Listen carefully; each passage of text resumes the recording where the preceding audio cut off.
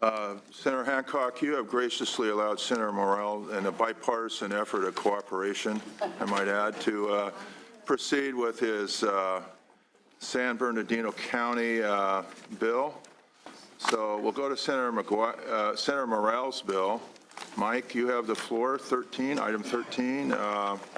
This is from the San Bernardino County Transportation, and we have a motion already from Vice Chair on the bill. So you have the floor, Senator. I'll make this quick. Because you were sitting there for so long time watching our intriguing debate. Quick and easy for you guys.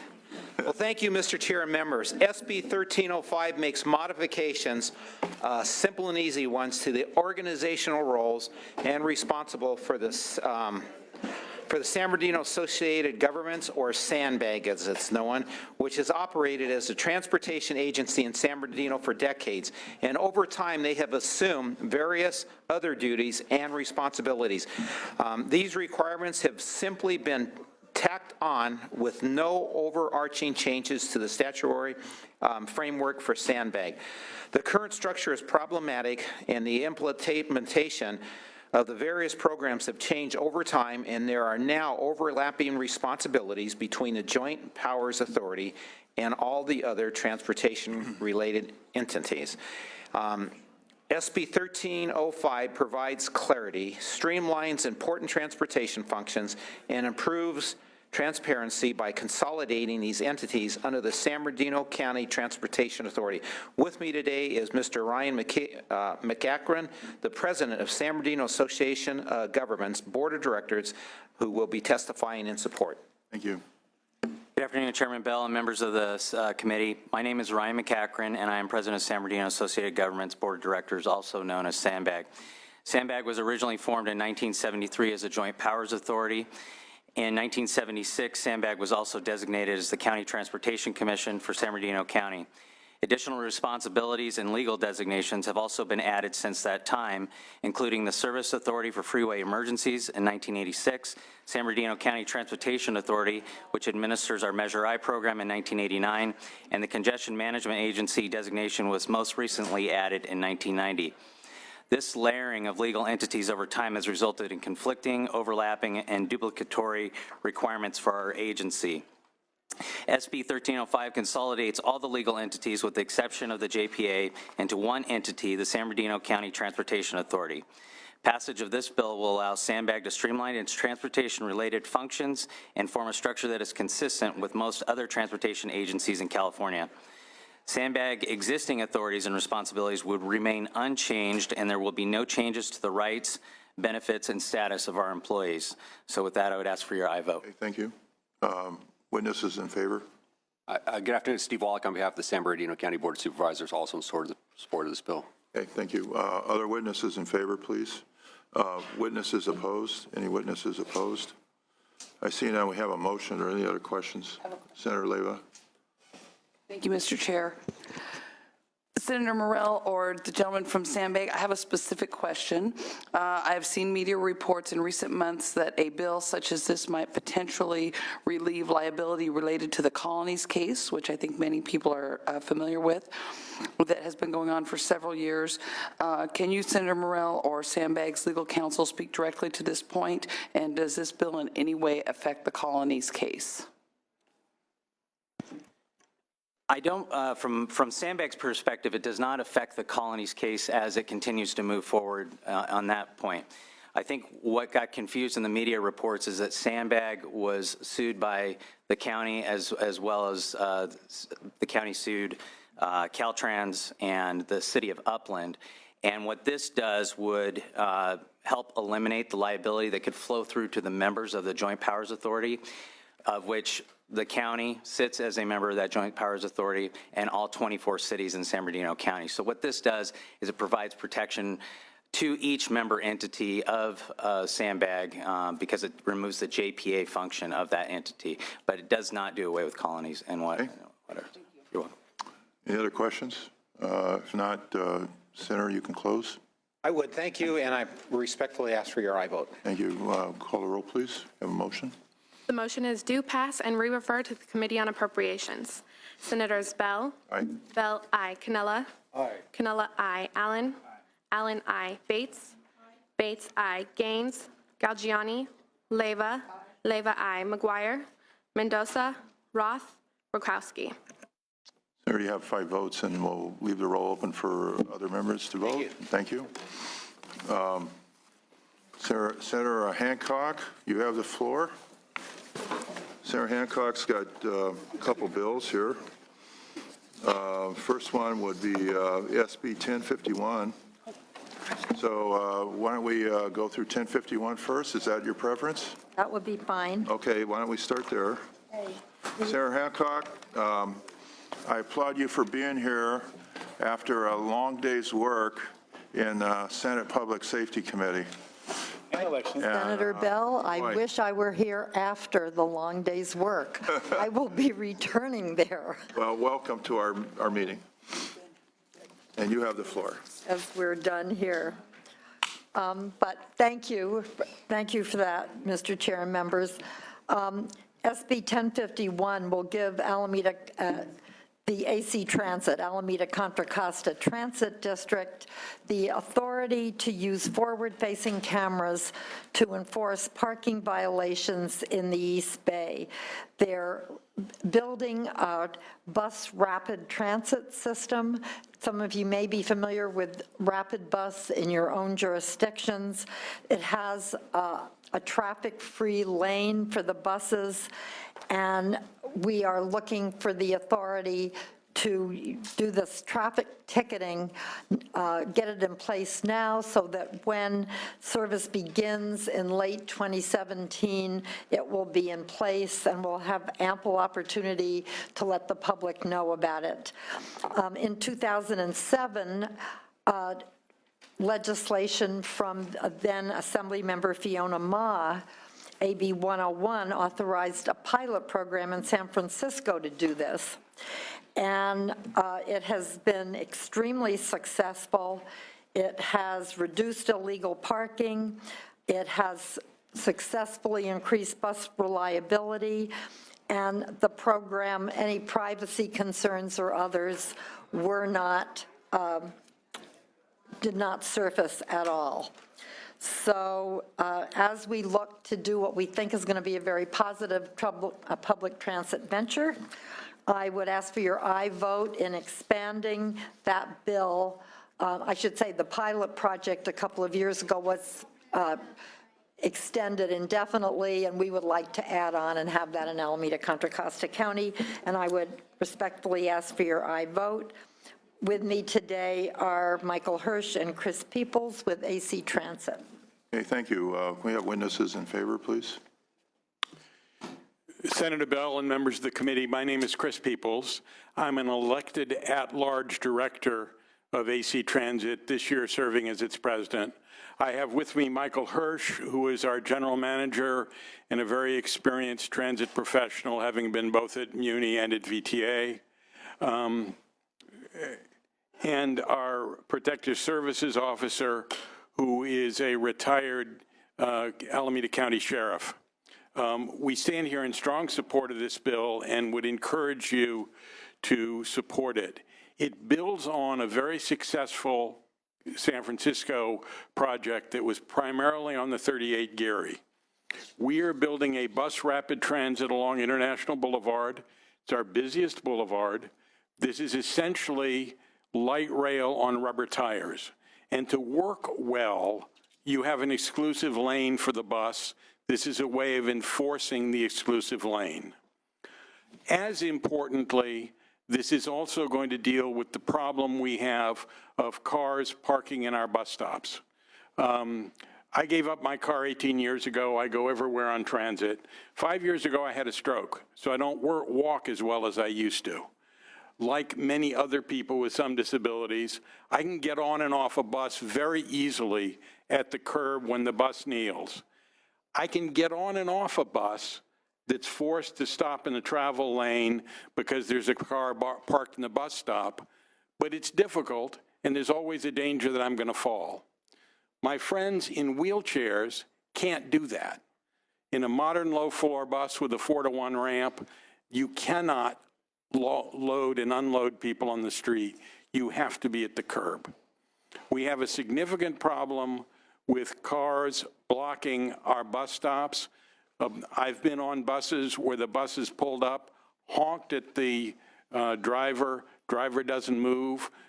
The bus is stuck with either leaving half the bus stuck out in the cross street or going out in the street. Okay, thank you. Can you conclude, Chris? This problem, but just let me add one more thing. This problem has gotten much worse with the TNCs, particularly at BART stations. They view our bus stops as places where they wait. I have personally met with senior executives at Lyft and Uber and asked them to geofence our bus stops at BART stations, and they are unwilling to do that. Okay.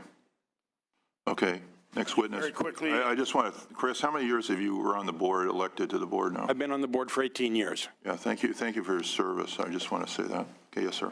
I just want to very quickly echo the 2 points about safety and reliability. When a bus is forced to stop away from a bus stop, we take tremendous risk. We see accidents, we see falls, we see broken ankles and injury. The other most important factor for transit service to be wanted, to be desired, it has to be reliable. This is over 7 miles of dedicated lane in East Oakland. I would please ask for your aye vote on this. This is a key to us running the system reliably and safely. Hey, thank you. Other witnesses, just identify yourself and your support for the bill. Thank you. Steve Wallach, on behalf of the Alameda County Transportation Commission, we're also here to support the bill. Thank you. And Kerry Jackson, retired Alameda County Sheriff's Captain. I also am in support of this bill. Thank you. Other supporters come forward. Do we have opponents on this bill? This bill is 1051, SB 1051. Other opponents? We have a motion on the bill. Senator, is there any questions? Senator Allen, please. I just wanted to mention that I've heard from some privacy rights folks who are, raised some really serious concerns. And I just wanted to express that to you, Senator. I'll share some of the information with you that they share with me. I think the concerns really amount more to a slippery slope argument than anything else, but they've certainly seen how authorization along these lines have led to privacy concerns down the line with the way that similar programs that have been authorized in a limited way have grown. And I just want to share them with you, and hopefully you'll take them into account and kind of, I know it's an issue you care a lot about as well. I've driven on these streets that you're talking about, and I understand the problem that exists. And so I just wanted to kind of let you know that if you have any comments or thoughts about it, I'd love to hear them, but I will also share them with you. Yeah, I know there were some privacy concerns when San Francisco did its pilot project, but my understanding was that none of the concerns materialized into a real problem. Yeah, and that's why I say that that's why I'm going to vote for this. And when I really read it carefully, I felt that ultimately the concerns that were raised seemed to be essentially slippery slope arguments rather than anything very specific to what was actually written in your bill. Great. If you share it with me later, I could share it with AC and they could. Yeah, and it just came in yesterday, so. Okay. I support the bill. I wanted to, however, say about the fines specifically. Senator Hertzberg and those of us on the Government Finance Committee are looking at this whole issue about fines and how they lead to people not being able to post a bail and going into the county jails. So I think just if that can be looked at through the process center, I would appreciate it. I mean, this is I know how you feel about it also, because we're on the budget subcommittee on public safety together. So I think this issue of people that can't pay their fines end up in they end up not being able to post bail because of their income status, and then they end up having to be in county jail. So that's not a desirable outcome. So we're trying to figure out, Senator Hertzberg's help, he's leading the effort, trying to figure out ways of coming up with some kind of solution other than putting somebody in the county jail. I mean, it's not appropriate, So, and I know you feel the same way. Too often we forget that because of the enhancements on fines now, they can be worth 4 times the face amount, which for a low-income person can be impossible to pay. And then And this BRT. And then they goes through a pyramid, low-income area, yeah. Correct? But, if that, we would hope that AC Transit will be sensitive to that, and also that once people know you're going to get ticketed, often they're very careful, and these are going to be car-free lanes, so hopefully there'll be a lot of public education that will go on prior to the bill taking effect. Okay. Senator Bates, yes. Senator Hancock, I'm very supportive of what you're doing. It's been an issue in Orange County, too, when we have the high-speed, the line that, what do we call it, the fast track bus line. So when people park in it, it totally undoes the whole point. And I thought you got your car towed, period, don't you?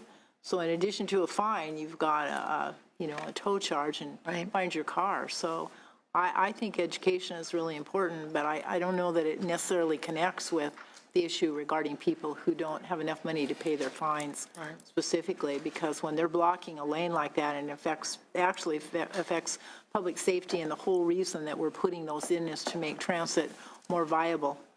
It's something that, needs to be solved in a different fashion. So I'm very supportive. Thank you. We do have a motion? Yes, we have a motion. Senator, would you like to close? Yes, in the interest of better transportation choices in Alameda and Contra Costa County, I would ask for your aye vote. Okay, thank you. Call the roll, please. The motion is do pass and re-refer to the Committee on Judiciary.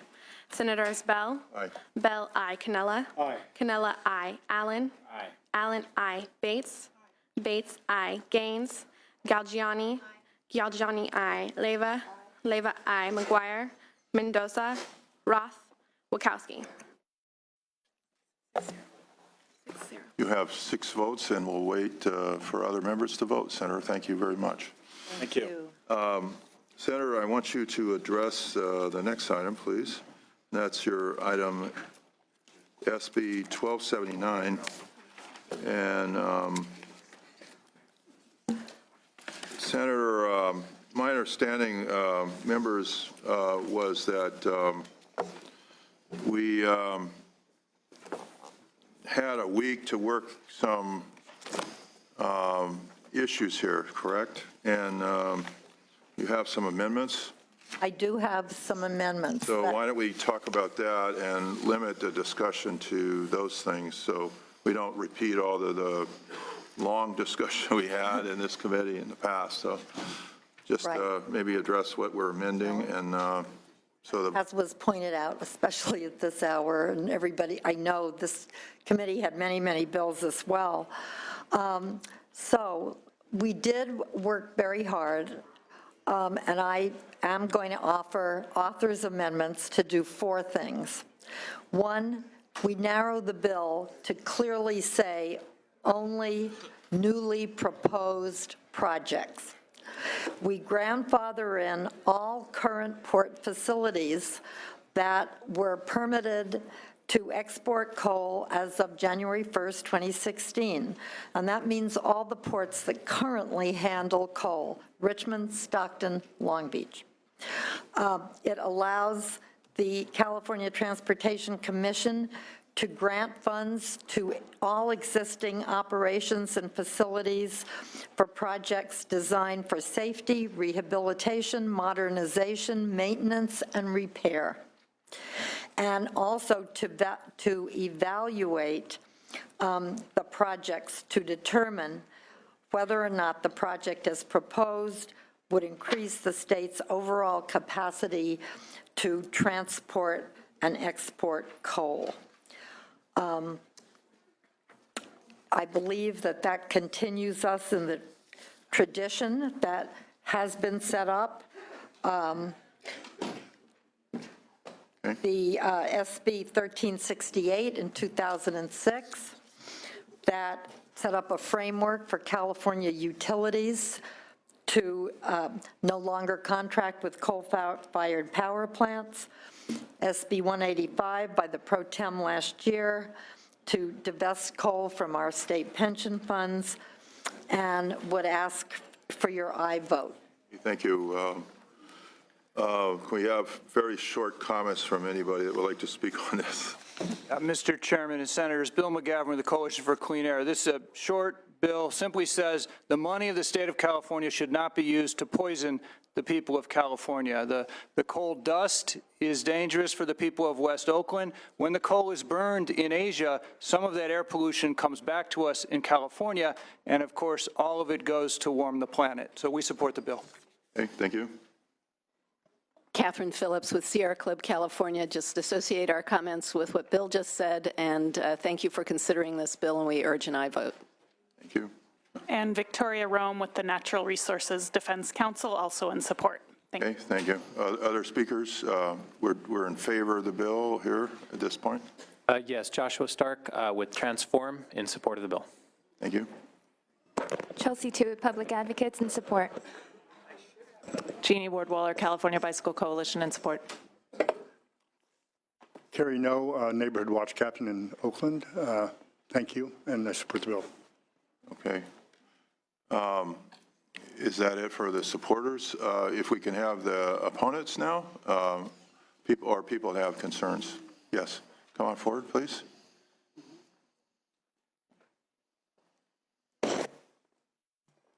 Yes, Mr. Chairman and members, Don Matty with BNSF Railway, representing the California railroad industry. We've seen the amendments, and the amendments don't solve our major concerns. Our major concern that we pointed out in our letter to committee members is that the definition of project in the bill and the definition of project in the amendments as well is not definitive enough for us to think that the state may not pass up an opportunity to pay for a safety or other type of infrastructure project that they would desire over the absence of moving coal. And although the private railroads will typically pay for their own projects, we're concerned that this would be a public-private partnership opportunity, and the state would regret having a law that prohibits them from participating because coal happens to be going down that line. And we don't control coal that's going down that line. Coal is going throughout the entire state of California on lines. We move that much in this state for export. I also think that the committee should consider that this is very bad transportation policy. We're spending most of our time this year working on sustainable freight. On sustainable freight, we're trying to figure out ways to move product the most efficient way that we can, and that has environmental benefit. This coal will still move. It's just going to go around. So it's going to go further, it's going to go inefficiently. The rails are going to have to try to figure out some way to move it for their customers, because we're common carriers, we're going to be required to move it. So we'll move it through Mexico, we'll move it through Canada. We're going to move it somewhere. So it's just going to create more inefficiencies, more GHGs, any other thing that you're concerned with on economics and other efficiencies. So we don't think it's good transportation policy, and that's why we oppose the bill. Thank you. Any other speakers? Yeah, Mr. Chairman, members, Mike Jay with Pacific Merchant Shipping Association. Thank you for giving us the additional time. In the past week, we've been able to work with the author's office to address several of our concerns. As you'll recall from last week, we identified several operational and legal concerns.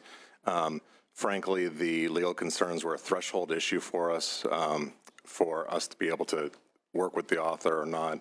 And we are happy to say that the amendments address those, in terms of taking out the language which was facially discriminatory against exports and port facilities, which would have made the bill per se unconstitutional.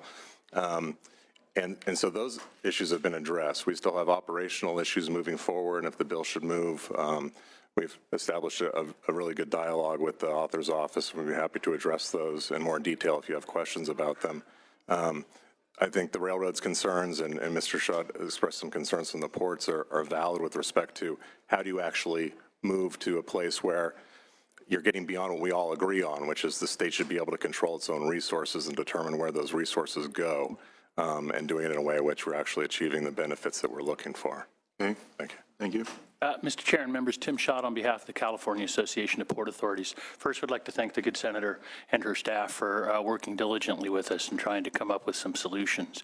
We continue to have the same concerns that we did last week, however, and when I look at the language, even though it puts some of the decision-making into CTC's hands, it requires CTC to determine whether a proposed project will increase the state's overall capacity to facilitate the transportation of coal. And our ports and our state do not create or build infrastructure that is commodity specific like that.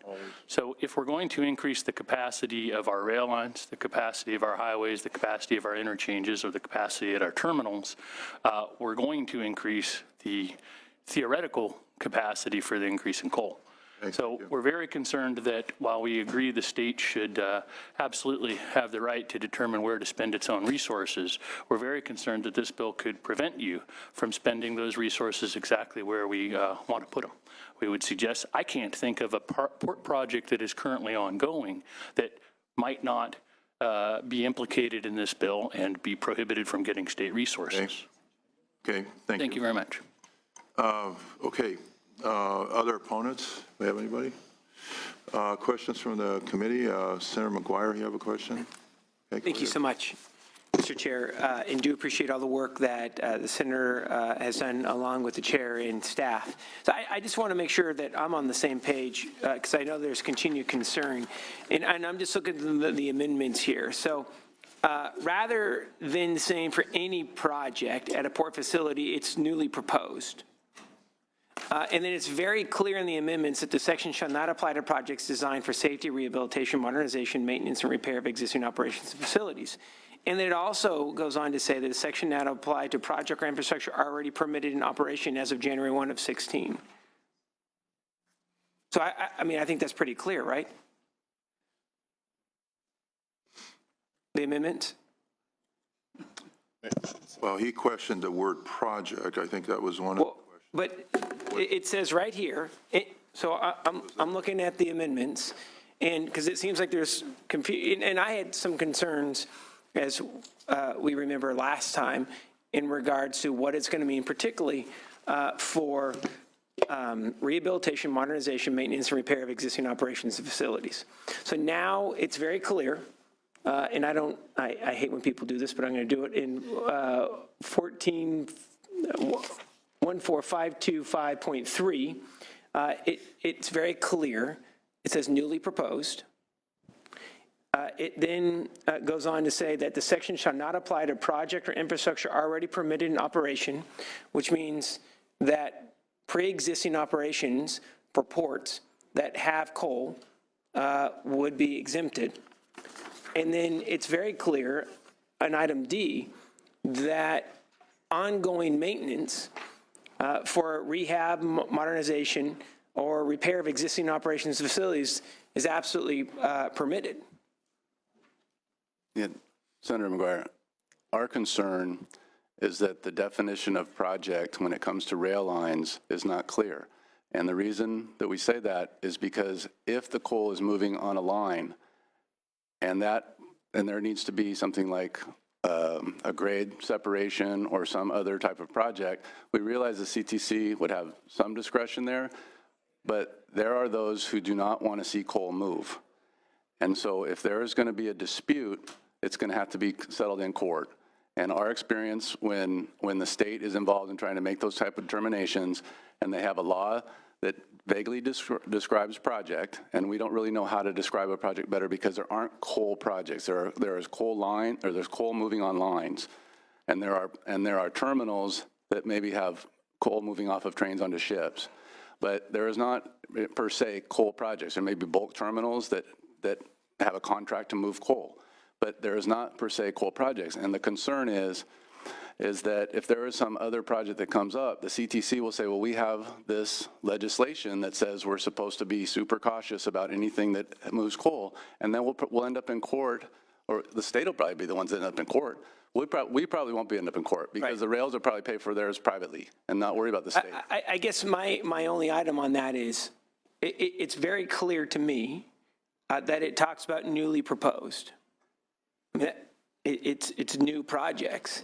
And then it goes on to say that it doesn't apply, this section should not apply to project or infrastructure already permitted in operation as of January 1, 16, in regards to coal operations. Well, it doesn't say you can't have a project like that. What it says, you can't use state funds. Of course, yeah. No, absolutely, from the CTC. So, and the reason why, I don't mean to kick the dead dog, but I think that the bottom line on this is that I think it's pretty clear, and I do understand ongoing concern, but I think from where we were at to where it is now, it's very specific in regards to potential expansion, pre-existing ports that already have coal, which I heard was a concern, would be allowed to continue. And in fact, in the mock-up of the amendments, it says that ongoing safety, rehabilitation, modernization, and maintenance can continue from CTC as well. Senator, if I could, just a very hypothetical example, but an example nonetheless. At the ports of Los Angeles and Long Beach, they're very focused on, so is the whole supply chain, very focused on dock rail. Trying to put cargo on rail immediately, eliminate truck trips, and improve our air quality. Sure. If we are going to build new on-dock rail that has the capacity, the facility to serve a coal terminal, then by definition, this could be a project that increases the capacity for coal. Whether coal moves on it or not is a question. But we don't build the infrastructure to move coal, we build the infrastructure to move cargo, whether it's in a container or whether it's break bulk. Well, I would imagine if you're looking That's a concern. Yeah, I guess my thought would be, I think we get back to, and maybe I'm incorrect on this, but we get back to where we were at with Oakland. So if we're looking at a significant expansion in regards to coal, it may need to go back for environmental review.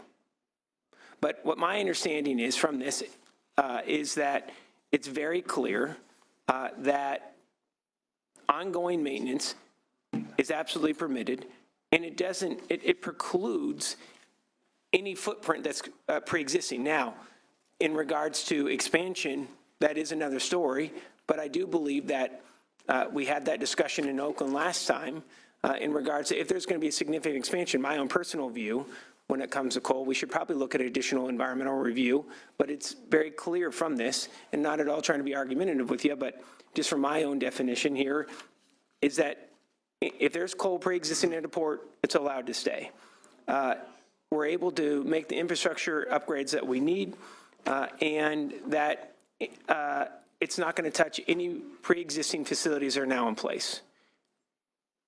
All right. But I know there may be some differences of opinion, and I really appreciate you listening to my barking, and then also appreciate the senator for making the changes as well, along with the chair. Do you have any other comments from other senators? Okay, Senator Hancock, would you like to close here? Yes. You know, I think that we moved a very long way on this bill.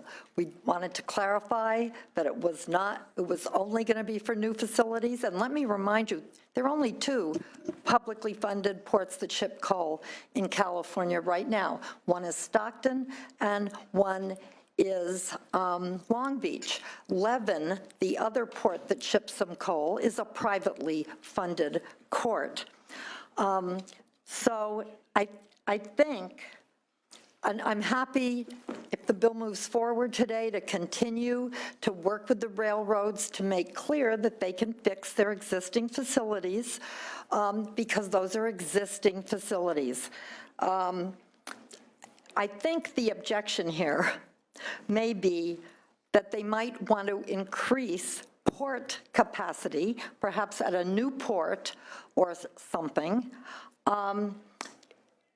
if coal should come back and be a profitable product.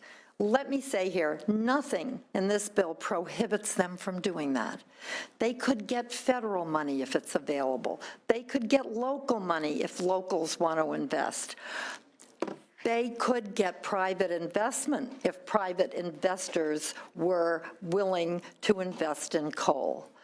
So it does not prohibit that. I would point out that the Port of Long Beach no longer exports coal because the coal facility that they had went bankrupt, and in fact left the people of Los Angeles with $19 million of public capital investment in the hole, and with $28 million because they were then sued for improperly managing the site. So that was $47 million that the city of LA or the port of LA lost in that venture. The fact is right now, coal is really only being funded by public money. And it is very appropriate, I think, for the state of California to say, yes, you can go ahead, but not with our state money. We are no longer buying power from coal-fired power plants. Product Pacific. We are no longer, we are divesting our pension portfolios from coal, product specific. We are trying to show the world that we can build a green economy and that we can contain catastrophic climate change so that we can leave a healthy world to our kids. So I think with the amendments we've taken, which narrow the bill so much, I would very respectfully ask for your aye vote. Okay. Thank you, Senator Hancock. Do we have a motion on this bill? I would recommend supporting the amendments that she, and allowing them to proceed ahead. These are mock-up. I think there are going to be some tweaking, based on discussion, but she has a mock-up that would go to the next step, which would be appropriations, as I understand it. And we can continue discussions. We've been talking with the ports a great deal, and we're happy also to work with the railroads. So we can process that as we move along. Okay, there's a motion. Okay, there's a motion to approve it with amendments. Okay, we call the roll, please. The motion is do pass as amended and re-refer to the Committee on Appropriations. Senators Bell? Aye. Bell, aye. Cannella? Allen? Aye. Allen, aye. Bates? Gaines? Galgiani? Leyva? Leyva, aye. McGuire? McGuire, aye. Mendoza? Roth? Roth, aye. Wachowski? It's 5-0, and we'll wait for the members to vote. Thank you.